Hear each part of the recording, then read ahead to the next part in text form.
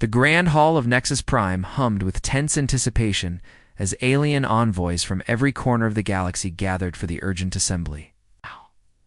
The colossal station drifted in the emptiness between star systems, its crystalline walls glinting with the reflections of distant suns. Within the council chamber, beings of countless forms filled the tiered, circular seats encircling the central speaking platform. Commander Jake Morrison sat quietly in the small section allocated for humans, his blue uniform appearing plain beside the vibrant robes and intricate armor worn by other species.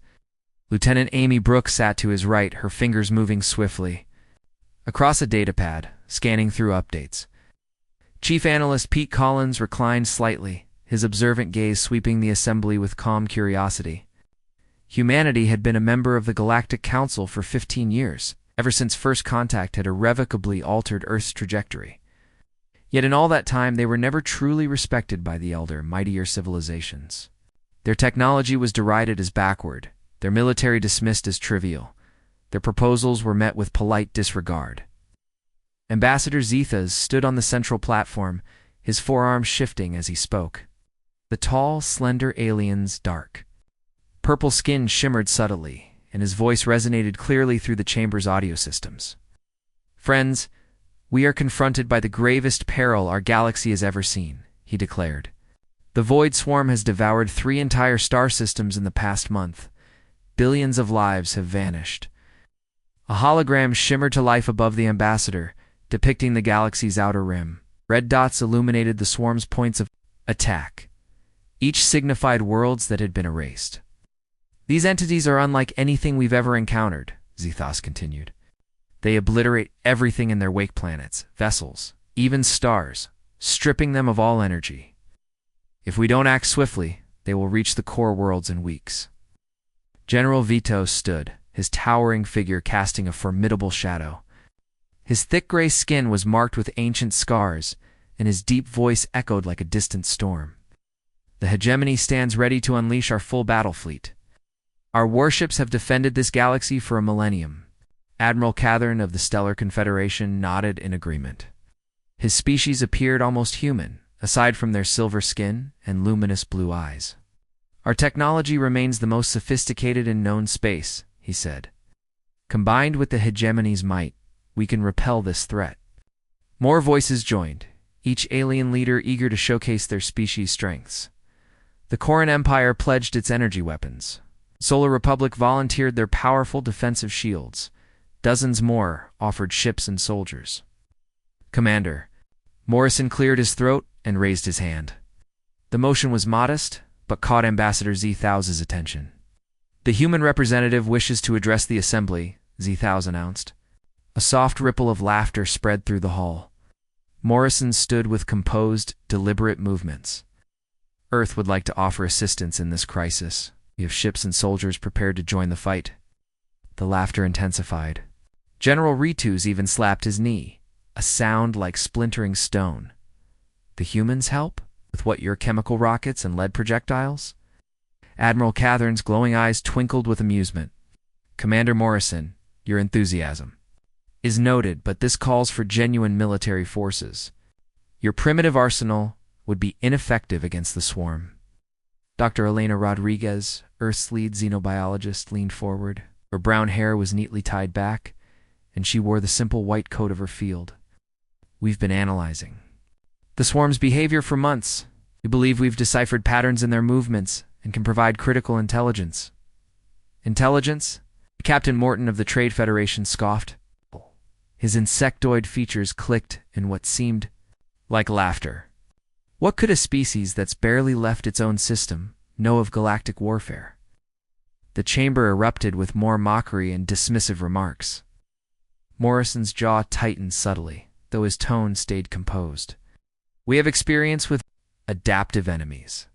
On Earth, we've faced threats that evolve and alter tactics mid-conflict.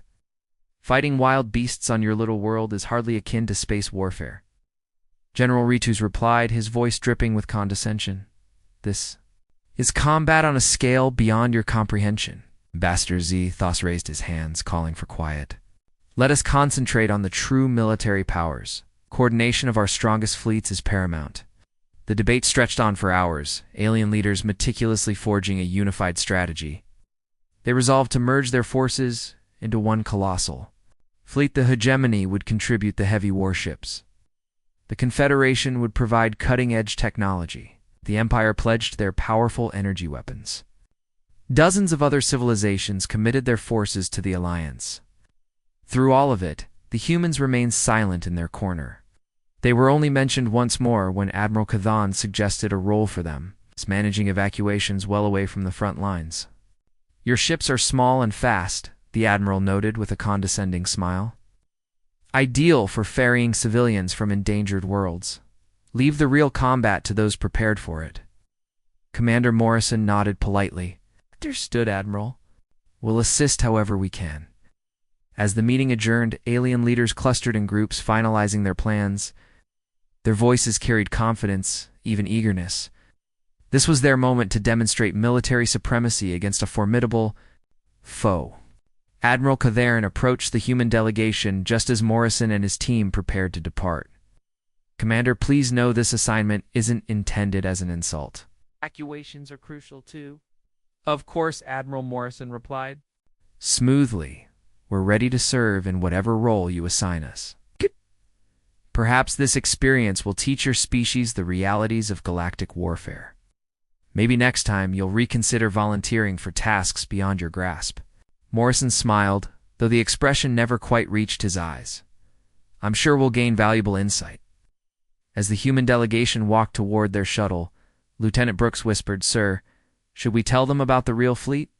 Morrison gave a faint shake of his head. "Not yet, Amy. Let them enjoy their moment. They'll learn soon enough." Once aboard their shuttle, Morrison activated a secure communication link. The encryption was so advanced not even Confederation systems could crack it. "Earth Command. This is Morrison. Authorization code Sierra 7 Alpha." The reply was instantaneous. "We read you, Commander. What's your status?" "The Council excluded us from the main defense force. They've assigned us to evacuation duty only." Morrison gazed out at the stars. "I believe it's time they see what humanity is truly capable of." "Understood, Commander. The real fleet is on standby. Admiral Stevens is awaiting your order." Morrison closed the channel and leaned back in his seat. Around him, his team worked methodically, preparing for what lay ahead. No one seemed anxious. If anything, they looked eager. The shuttle pulled away from Nexus Prime, heading toward the designated evacuation sectors where human ships waited. Behind them, the great space station glowed faintly in the void, still bustling with alien leaders plotting their grand victory. None of them suspected that the species they had ridiculed was on the verge of changing everything. 3 weeks later, the mightiest military fleet in galactic history converged on the Kepler 442 system. Thousands of alien warships crowded the space between planets, their hulls gleaming under the twin suns' radiance. Never before had such collective force from dozens of civilizations been assembled. Admiral Cathan stood on the bridge of his flagship, the Eternal Glory. The colossal vessel stretched miles long, its silver hull bristling with weaponry and shield emitters. Officers moved efficiently between consoles, glowing with soft blue lights, tracking the imminent battle. "Status report," Cathan ordered, his glowing eyes fixed on the main screen. "All fleets in position, sir," the tactical officer replied. "The hegemony battle groups are holding the central line. Corin energy cruisers on the flanks. Our advanced fighters are prepped for deployment." General Ratuz appeared on the com screen, his scarred visage grim yet assured. "Admiral, my dreadnoughts are primed. The void swarm will shatter against our shields like waves against a cliff." "Excellent, General. And the humans?" "They're stationed back in the evacuation zones far behind the battlefront. Their tiny ships are busy loading refugees from the outlying colonies. Far from the main fleet, Captain Ryan Hayes stood on the bridge of the UES Defiance. The human vessel was dwarfed by the alien warships, its gray hull modestly marked with Earth insignia.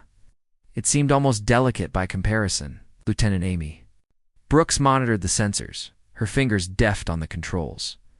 "Captain, the swarm's approach signatures are on scan. Less than an hour until contact. Any updates from the main fleet? Hayes asked. Admiral Cathern sent word. Stay clear of the battle zone. Focus on evacuations and leave the real combat to the professionals. Hayes smiled wryly. How generous of them. And our own status? Commander Morrison is coordinating refugee efforts from Titan Station. Dr. Rodriguez is analyzing the latest swarm data. All human vessels report ready. Ask ChatGPT. Prepare for emergency protocols, Hayes ordered. This battle won't go the way the aliens are expecting. The first signs of the Void swarm appeared as dark blemishes against the starfield. The creatures advanced in flawless coordination, their bioships glowing with an eerie, sickly green. Each vessel was alive, grown instead of built. With thrashing tentacles and gaping maws hungrily aimed at the gathering fleet. Contact in 30 minutes, reported the tactical officer aboard Eternal Glory. All ships, prepare for combat. Alien armada shifted into battle positions. The Gemini warships formed a fortress of armor and cannons. Confederation vessels expanded into a defensive perimeter. The Corin energy ships charged up, their weapons flaring like captured suns.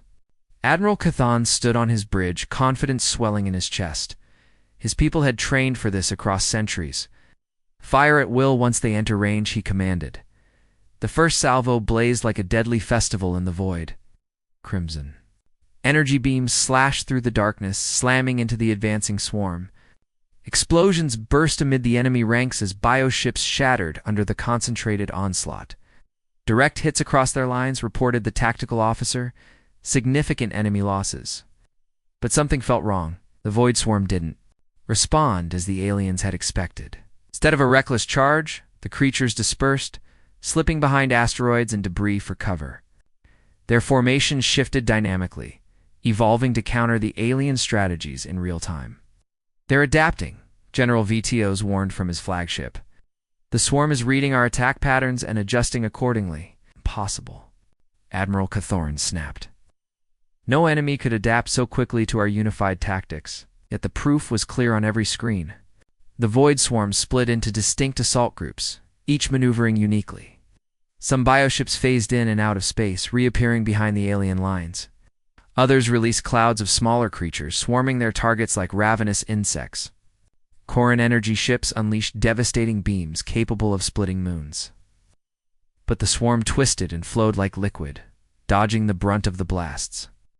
Our shields are collapsing, Captain Morden of the Trade Federation broadcast. They're draining our energy systems, feeding on them.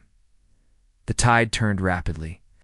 The once confident alien fleet faltered, pushed back by an enemy that seemed to anticipate every countermeasure. Swarm creatures latched onto capital ships, their tentacles burrowing into armor once thought unbreakable. We need to withdraw and regroup, General Vitos urged, strain in his voice. There will be no retreat, Cathan ordered.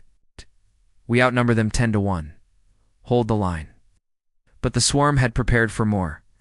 From the black depths emerged colossal bioships the size of small moons, bristling with pulsating weapon nodes.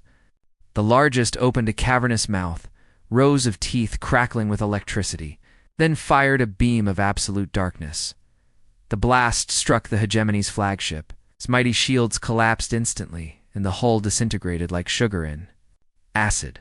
Mayday. Mayday! General Ratus cried as his ship succumbed. All vessels, emergency retreat, we cannot hold. From afar, Captain Hayes monitored the chaos via long-range sensors aboard the UES Defiance. The alien fleet was crumbling, their strategies unraveling against a foe that countered every move. Should we assist, sir? Lieutenant Brooks asked. Hayes glanced at his sealed orders, marked with codes few humans had clearance to access. Negative. Continue evacuation duties. Send word to all human vessels. Prepare for emergency protocols. What about the aliens? They're being annihilated. Our time will come, Lieutenant. But not yet. They need to understand what they're really up against first. The battle raged for 12 brutal hours. One by one, the mighty alien ships fell. The swarm fed on each victory, growing stronger, their bioships engorged with stolen energy. The Confederation's advanced technology proved useless. Their computers too slow to keep pace with the enemy's evolving tactics. Admiral Catherine's flagship, Eternal Glory, was among the last to fall. As swarm creatures flooded the bridge, the Admiral broadcast his final command: "All ships, retreat to the rally point. We've failed. Conventional weapons cannot stop them." The remaining alien forces limped away, leaving behind a field of wreckage. The Void Swarm drifted through, absorbing energy and growing even more formidable. Aboard the rescue vessel, Commander Morrison received the desperate distress, calls frantic, pleading, hopeless. "Sir," Dr. Rodriguez approached with the data. "Pad of battle analytics, the swarm performed exactly as we predicted. They adapted with each encounter." "How many survived?" Morrison asked. "Less than 20%. Casualties are devastating, and the swarm is heading for the core worlds." "It's time," Morrison murmured. He opened a secure channel. "Earth Command, this is Morrison. It's authorization Sierra 7 Alpha. The alien fleet has fallen. Proceeding to Phase 2. Response was instant. "Understood. Commander Admiral Stevens is standing by with the real fleet. Are you ready to show them what humanity can do?" Morrison gazed at the stars where the Void Swarm advanced steadily toward the heart of galactic civilization. "Yes, it's time they learned humanity is more than just chemical rockets and metal bullets." The galaxy was about to discover that the species they had dismissed as primitive had been preparing for this moment since the day they joined the Galactic Council. And the Void Swarm was about to understand why humanity had survived every threat their homeworld ever presented. Emergency Council meeting convened aboard the Resilience, a backup command ship never intended for such a critical gathering. Through the viewport, the burning wreckage of Nexus Prime drifted, a stark reminder of how quickly their safety had crumbled. The surviving alien leaders sat around a makeshift table, faces marked by fear and hopelessness. Many bore injuries from the frantic evacuation. Others stared blankly at reports that repeated the same dire facts. Ambassador Zexthaz's normally deep purple skin was pale with shock. 2 of his forearms limped from wounds suffered during their escape. "The situation is worse than we feared," he announced hoarsely. "The Void Swarm has shattered our outer defenses. The core worlds will fall within days." General Ritos collapsed into his chair, his massive form newly scarred. The proud warrior who had laughed at Earth's offers of help now seemed broken and aged. "My entire fleet ... gone. Centuries of military tradition destroyed in a single battle." Admiral Catherine's silver skin had dulled, his once glowing eyes dim with exhaustion. "Our most advanced technologies failed. The swarm adapted faster than our computers could reconfigure our weapons. They learned every tactic we tried." Captain Morton, his insectoid features twitching anxiously, spoke next. "The Trade Federation has lost contact with 12 colonies. The swarm is devouring everything. Our casualties number in the billions. For 15 years, these species had ruled galactic civilization. They built sprawling empires, commanded fleets that dominated the stars, and developed technology that bordered on magic. Now, they huddled in a cramped room, discussing their own extinction. "We need alternatives," Zexthaz said, his voice trembling. "There must be something we haven't tried." For the first time, all eyes turned toward the human delegation. Morrison sat quietly at Earth's modest table, his uniform crisp, unburned, unstained, an island of calm amid the chaos. Lieutenant Brooks sat beside him, a datapad filled with information no alien had yet seen. Dr. Alina Rodriguez had scientific instruments spread before her, analyzing weeks of data. General Ritu spoke first, his tone subdued. "Commander Morrison, your forces remain untouched. Perhaps it's time your species contributes more than just evacuation services." Morrison stood slowly, composed. "General, we've been ready to contribute since the beginning. You weren't prepared to accept our help? What do you mean?" Admiral Cathoran asked, leaning forward. Dr. Rodriguez activated a hologram, showing complex analyses of the Void Swarm's behavior. "We've studied these creatures since the first reports. The swarm isn't mindless, it's a collective intelligence. It learns from every battle." "We know that," Captain Morton snapped. "But knowing doesn't win wars." "Actually it does," Morrison replied. Their greatest strength is also their greatest weakness. They expect predictable enemies. Every time you use the same formations, the same weapons, you train them to beat you. Ambassador Zex Thawes leaned forward, using his good limbs. Are you saying our military strategies were wrong? Not wrong conventional, Morrison said. The Swarm has faced conventional warfare across galaxies. They've seen energy weapons, shield frequencies, formation tactics, but ... Lieutenant Brooks stood, activating another display. Humans are anything but conventional. We've developed 17 tactical models based on warfare the Swarm has never encountered. The aliens exchanged uncertain glances. General Ritus voiced their doubt. You're saying primitive human tactics could succeed where our advancements failed? I'm saying that the most advanced enemy is often vulnerable to the most unorthodox strategy, Morrison answered. On Earth, we say, the enemy of my enemy is my friend. But also we say, to defeat a master, don't fight like a student. Admiral Catherine's eyes flickered with something faint hope. What are you proposing, Commander? I propose that humanity takes tactical command of the defense. But I'll need full authority and access to every resource. There is even a chance your species can stop this threat, Admiral Cathern said. Then you have my full support. What do you need from us? Complete tactical authority over all surviving forces, Morrison replied. Atization. To deploy human military assets without restrictions, above all, trust that we know what we're doing even when our actions seem strange or illogical. General Ritus looked around at the other commanders. One by one, they gave firm nods. Of agreement, you have our authorization, Commander, Ritus said gravely. The defense is yours to lead. Morrison opened a secure comlink. Earth Command, this is Morrison. Authorization Sierra 7 Alpha. The alien command structure has seeded, removing to full operational status. The response was immediate. Understood, Commander. Admiral Stevens and the Sol Defense Fleet are awaiting your orders. Are you ready to show them what humanity has prepared? Yes. Signal all human vessels to drop camouflage and assume combat formations. It's time. The galaxy meets the real human military. As Morrison spoke, distant sensors across the system began detecting unfamiliar energy signatures. Ships once hidden now appeared on scanners. What the aliens had thought were small, primitive crafts began showing their true forms and sizes. The alien leaders stared in disbelief as their displays flooded with new contacts. Hundreds of massive ships more advanced than any ever catalogued were converging on the combat zone. How many ships do you have? Admiral Kazern whispered. Enough, Morrison answered. We've been building and preparing from the moment we joined the Galactic Council. While you dismissed us as primitive, we combined human engineering with every bit of knowledge we gathered from your civilizations. Dr. Rodriguez smiled, monitoring the readings. Adaptive hulls derived from Coran Empire designs. Engines inspired by Confederation models. Energy systems that surpass hegemony power generation. And weapons, ... unlike anything you've ever imagined. General Ritus stared in stunned awe at the displays. You've been preparing for this exact threat all along. We've been preparing for threats beyond your comprehension, Morrison corrected.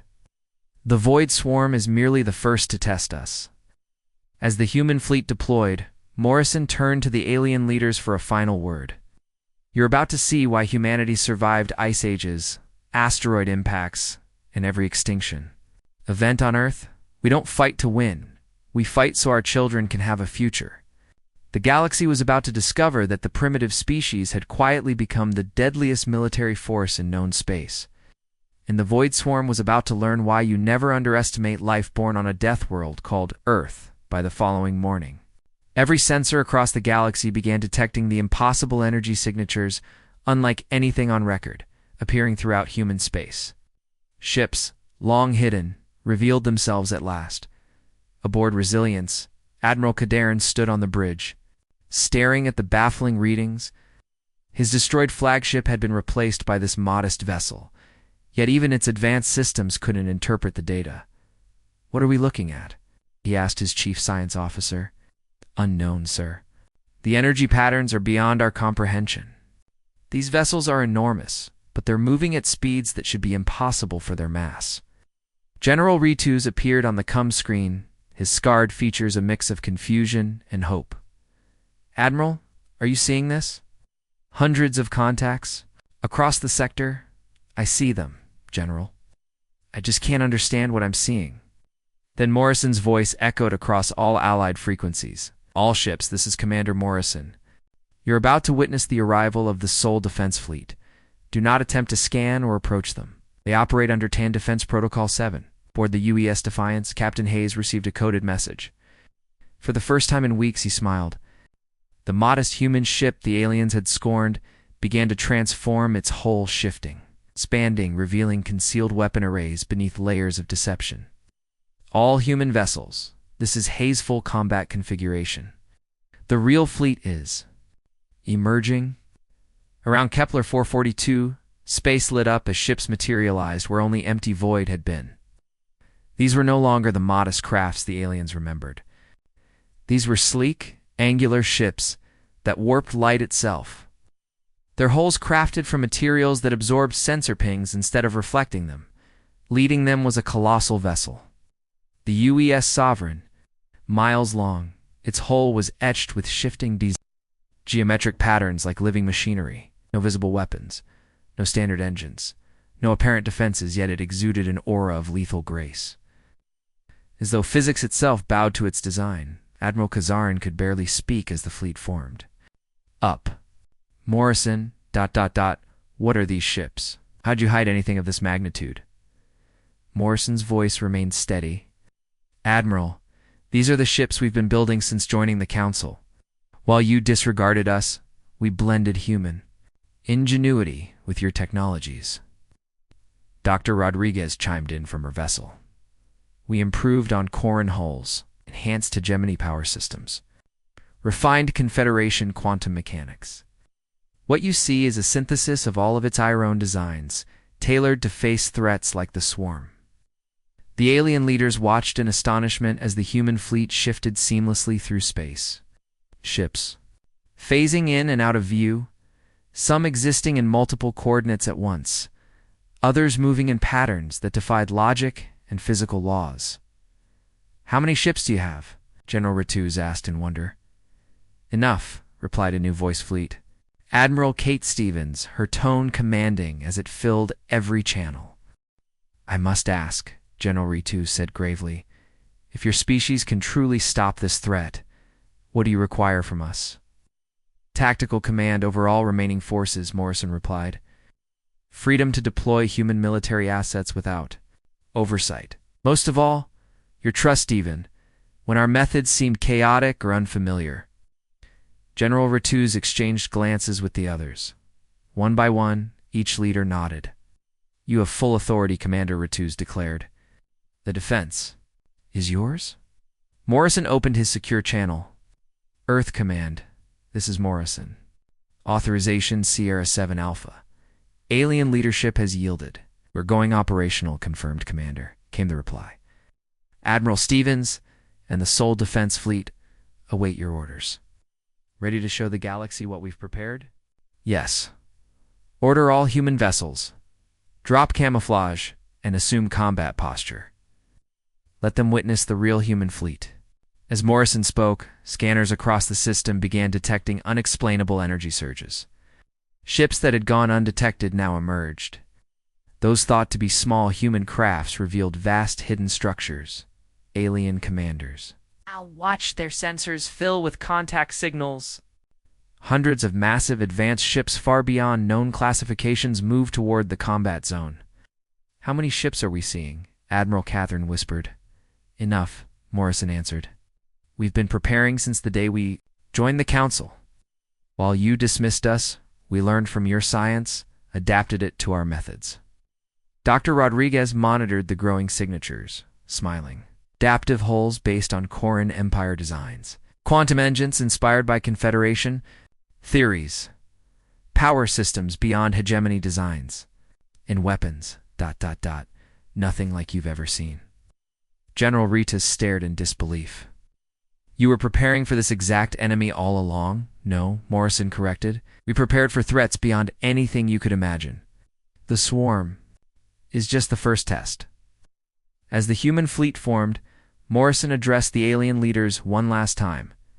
You'll see why humans survived ice ages, asteroid strikes, and extinction events. We don't fight for victory, we fight for our children's future. The galaxy was about to realize the primitive species was, in truth, the most formidable military force known. And the Void Swarm was about to learn why life from Earth was never to be underestimated. By morning, galactic sensors registered impossible phenomena, energy signatures erupting across human territories. Stealth fleets uncloaked, revealing their presence aboard Resilience. Admiral Catherine stood perplexed before his consoles. Even his vessel's advanced systems couldn't interpret the data. What are we seeing? He asked his science officer. Unknown, Admiral. These ships are massive, yet move impossibly fast for their size. General Rituz appeared on screen, his voice tinged with hope. Admiral, do you see this? Hundreds of unknown contacts across the sector. I see them, General, but I don't understand any of it. Morrison's voice broadcast across all Allied frequencies. All vessels, this is Commander Morrison. You're witnessing the Sol Defense Fleet's arrival. Do not attempt to scan our approach. You're under TAN protocol. 7. On the EU's Defiance, Captain Hayes read a code that made him smile for the first time in weeks. His once modest ship transformed its hull, shifted, expanding, revealing hidden armaments. All human ships, full combat mode.